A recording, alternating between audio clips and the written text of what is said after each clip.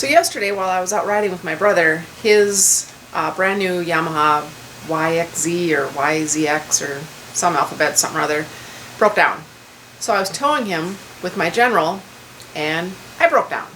And I think what actually happened is one of my front wheels kicked up a rock into the radiator, the back of the radiator, and it got dragged around by the fan and tore a nice big hole in the radiator and left me dead on the trail towing my brother, whose machine was also dead. So I'm going to be taking my General apart to replace the radiator. This ought to be good. I'm going to start by removing the grill. 2 clips, just push them down. The whole thing comes out. I have the camera on mine. Unhook that. Typical little clip on the back. If you have the ride commands, there's a temperature sensor here too, so be mindful of that when you pull the grill off. You don't want to rip that apart. These little, I don't know if they call them like push rivets maybe, or I call them poppers. I don't know what they're actually called. So these little guys here, and they're all along here. And these will have to come out too, and these are number 40 Torx. There's a couple of those too. You might not know this, but in your toolkit, your stock Polaris toolkit, your pliers are meant to remove those. I don't know if you can see the little kind of divot there in the end. That's what that's for. Pops them right out. And hang on to these.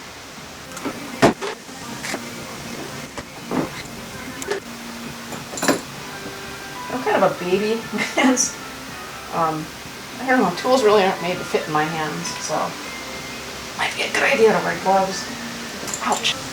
I'll put my super cool, hardcore, tough guy gloves on.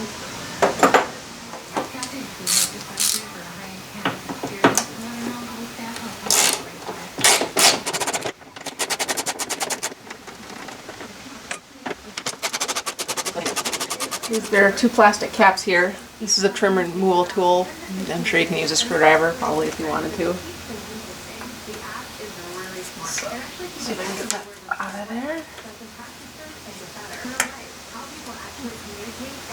This whole bumper pushy thing has to come off. So I'll have to pull the pin out of my winch hook. Okay, well these bottom ones are 15 millimeter. Oh, good lord. Time to pull out the big drill wrench, ratchet, breaker bar. Are we kidding? I need a breaker bar. There we go. Just a little gentle persuasion.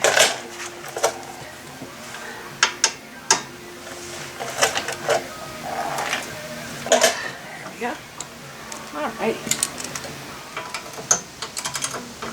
Inside these pipes, 16 millimeter.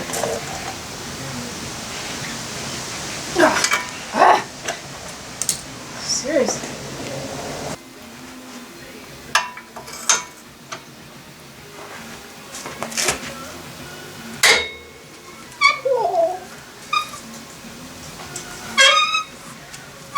That sounds a little dry.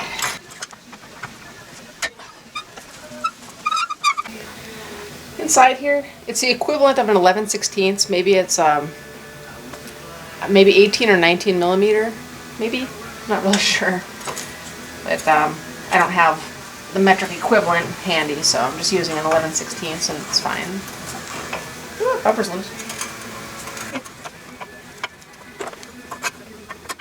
One advantage of being a little more slight than, you know, a dude is I can get my arms in small spaces. But a disadvantage, of course, is that I need a breaker bar for like everything, because I'm just not strong enough.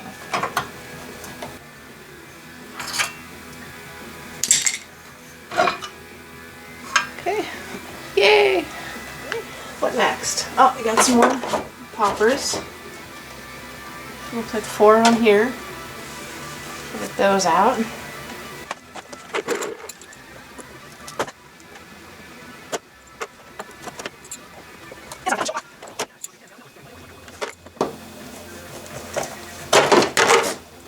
Yeah. and then that comes right out. Looks like another couple T40s here.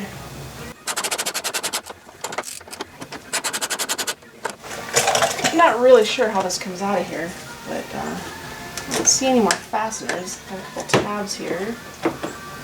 There and there. So those out. These are your little flare thingers, are just kind of held on by a clip, sort of. I don't know if you'll be able to see, it's dark, but they just stick in that hole. I don't know if it's like that all the way back. I'm not going to yank them out of there yet, but anyway, here is another popper for this front fascia. Don't wreck that. You can get inside and pop it off just like the rest of them, but that's the little hidden guy on both sides. In my case, because of the aftermarket headlights, it was just easier to take the headlights out. There's just 3 adjusters, take them out, and the lights are just hanging by the wires. There were no connectors in it. It was all like soldered together, and I don't want to re-solder it if I don't have to. I mean, why do it? So I just took the lights out. I think this should be free to come out now.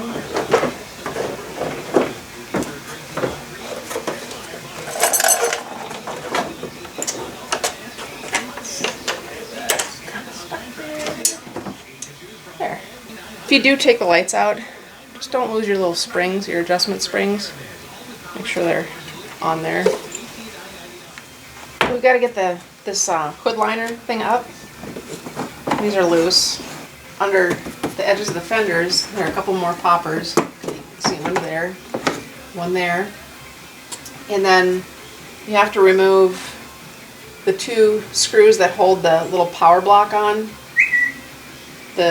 These 2 hose clamp screws, and then the screws that are the 2 screws that hold the overflow thing on.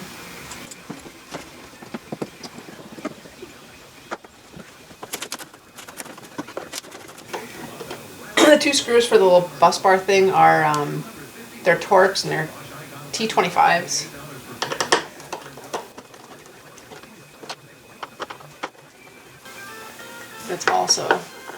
It's also a T25 for the overflow. You take the bottom hose clamp off of here.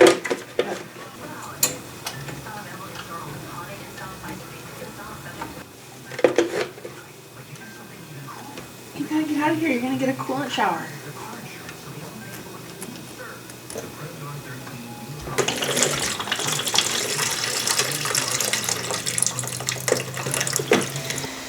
Then we come around to this side, take the upper radiator hose off. I'm not sure if you'll be able to see it from there. Maybe.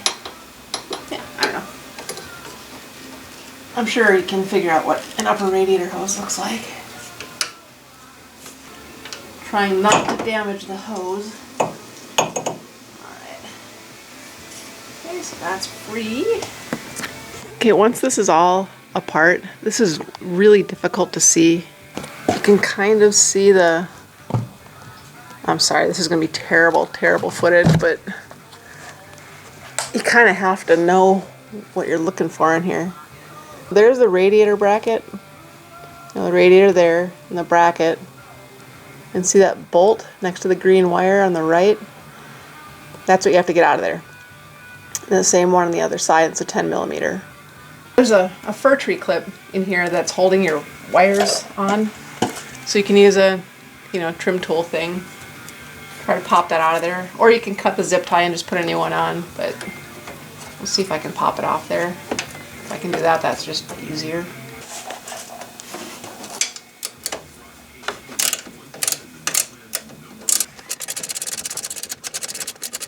And then we'll go on and do the same thing on the other side. And look for the fan plug, pigtail. That's gotta unplug too. You can actually see that, kind of.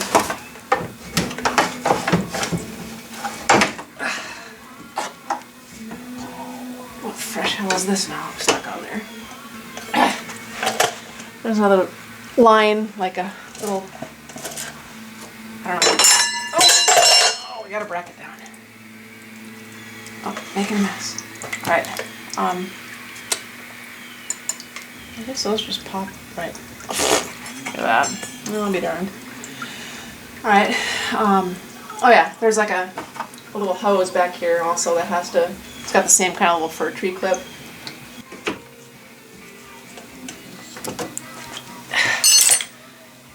Yay, there it is.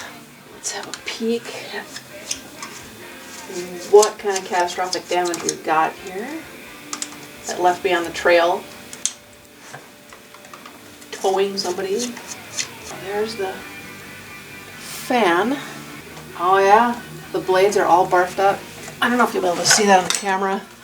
The edges of the blades are all mangled from a rock, and it dragged it around and destroyed my radiator.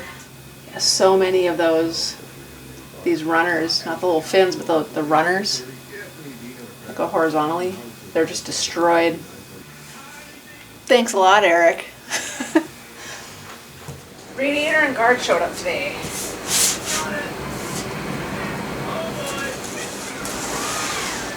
That's a beaut. So the Super ATV radiator kit, little couple nuts, nylocks, and some washers. And it comes with a couple brackets. I guess that goes on the bottom, I'm thinking, and then it's got two new top brackets. And then of course the beautiful radiator itself. So the first step is to take your lower bracket, and the instructions aren't super clear on this, but it looks like these go in the stock. I don't know if you can see them, the big holes here. Well, anyway, these holes in this stock bracket. Those look like maybe a 10 millimeter. Yep.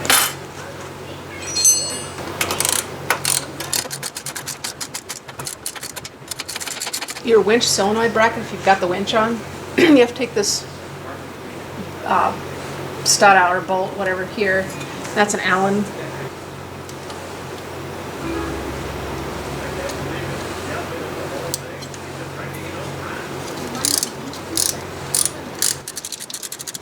So the instructions just say to take this bolt out and then rotate your solenoid bracket back and then put the bolt back in. Of course, my heater hoses are in the way back here and the bolt is all kinds of tight and I can't get any leverage with a regular Allen wrench, so I'm going to use the good old regular wrench trick, which if you don't know already, you do this bit, use it for leverage.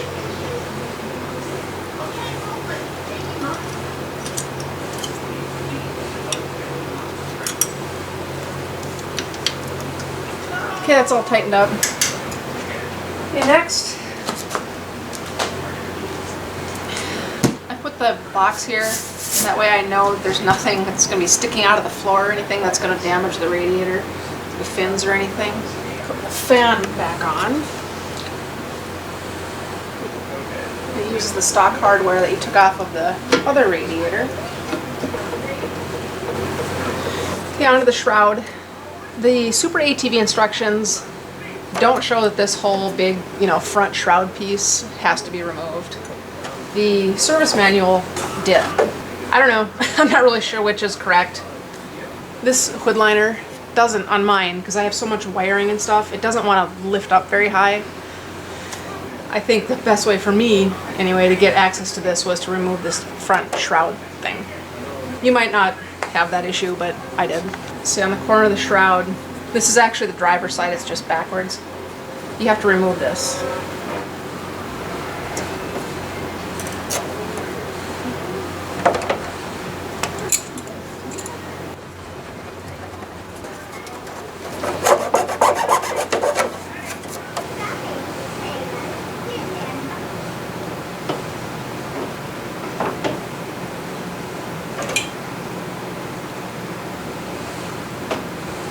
Lovely.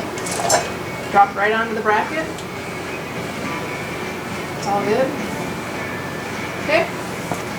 And then got to install the two top brackets. So the top brackets are shaped like this. It's got a captive nut on this front side, so they go in. I know it's really hard to see in there. I can't really get any good light in there, but it goes right to the original mount, and then the radiator actually tips back into where those holes are. The stock bolts that you took out of those upper mounts go right back in. And the same thing for the other side, but I'm not going to show it because there's really nothing to see. Okay, both brackets are installed. Don't forget to plug your fan back in behind there. There's another modification you have to make to the hood liner here. And you can see right there, there's the overflow. I don't know if you can see it in there, that clear tube. This hits it. So you need to cut like a, an arch out of there to clear that little fitting thing in there. I think I'm going to use, I don't know, probably a Dremel with a sanding barrel on it. I think that'll clean it up nicely. Now we're going to put the hood liner back down. These are the little Torx screws that you took out. So we're going to take our poppers and put them back in all the way around.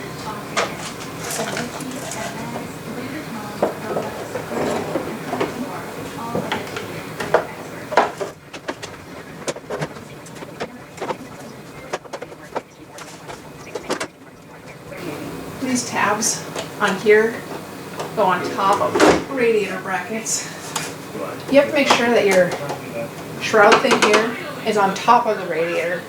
It doesn't want to go there, but you have to make sure that it's up and over so you don't just tweak the fins.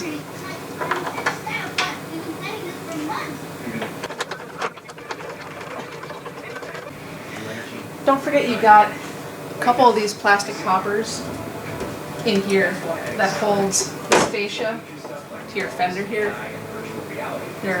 And this little edge goes under the fascia, so it can be kind of easy to overlook those if you're not paying attention.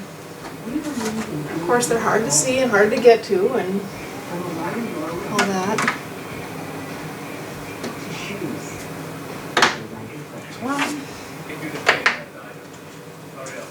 So now the rest of the poppers around here.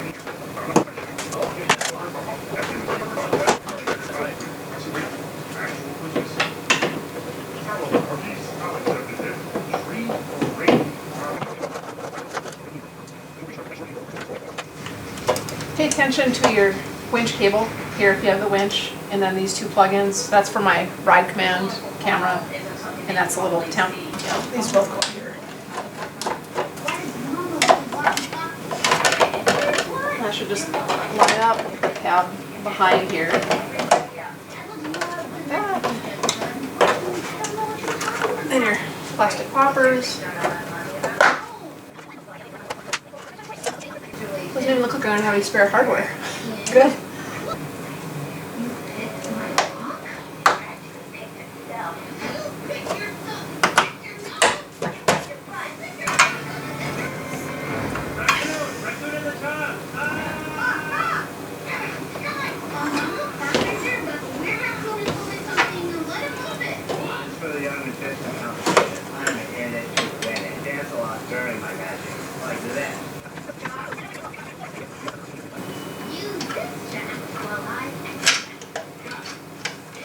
So we're finally on the home stretch.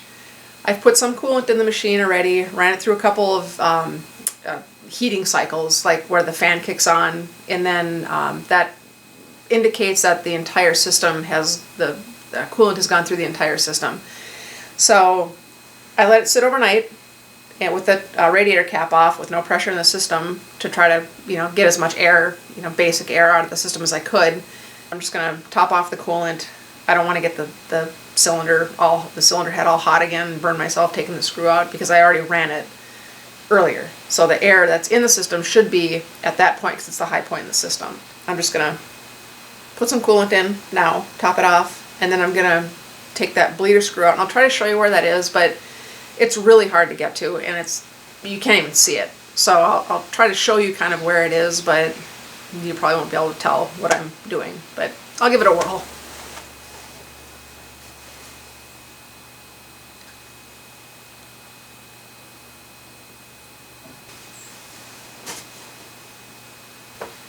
Okay, so I'm going to let this sit as is, go back to the cylinder head, take out that bleeder screw with the radiator cap off, which helps the coolant go. There's no pressure in the system, so with that being off, it'll want to flow. Does that make sense? It's kind of like, you know, when you open a can of tomato juice, you know, you pop the pour little thing. Yeah. Maybe they didn't have those when you were a kid. I don't know. Anyway, you have to vent it so it drains.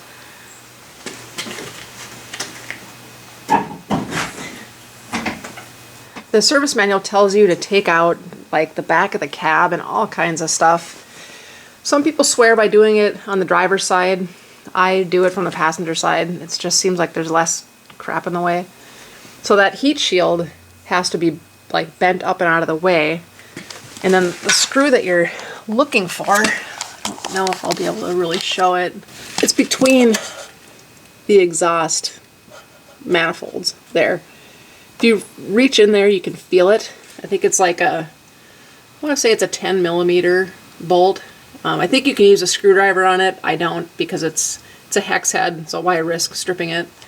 I don't really know of any other way to explain how to do this. Like, this has to be, it's just tin, whatever. It has to be bent up so you can get your arm in there and feel around for that bolt. And then you can loosen that, and that will, because this is the high point in the entire cooling system, and then that will make the entire system, you know, it'll purge the air out. You close that up.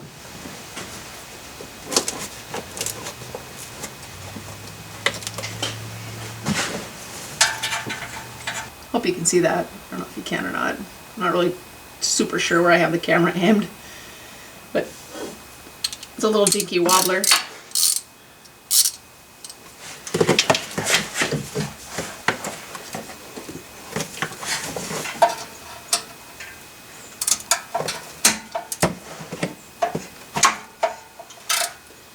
You just loosen the screw until coolant runs freely, like that. That looks like there is no more air in there, hopefully. You tighten it back up, and then run the machine. And you're supposed to let it cool down again so you don't burn your hands off your arms. And then do the same procedure again, if it seems like it still needs it. Just get a little snug. And I realize that, you know, guys might have more trouble with this than me, because for the most part your hands are probably bigger and all that. This isn't very hard to get to for me. I can fit my body under the box well and stick my hands in here, no problem. But it's still, it's not the easiest thing to do. But if you're a bigger person, you might have a little more trouble. And then that can just be bent right back down.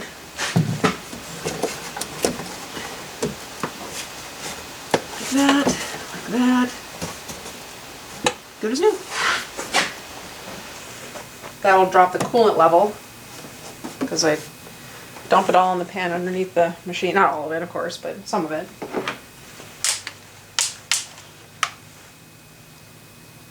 Yeah, I brought it down quite a bit. So there, and then you check your overflow. That's at the max line. And so I'm just going to top this off, put the cap on. So now I'm going to run the machine and let it get up to temp again, and hopefully the temp evens out and everything. Actually, I'm just going to run this with the cap off to see if I can see any air coming through before it gets hot.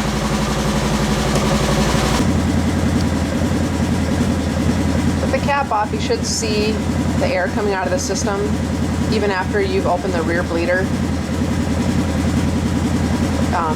It seems to kind of calm down after a while, but initially you'll see a lot of turbulence at the neck here.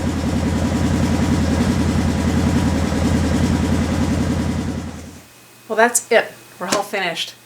Coolant is bled, no leaks. It's maintaining steady temperature, or, you know, raising with the engine running, of course. That's it. That's everything you have to do to change a radiator after you know, blow a hole in it yourself with your tires.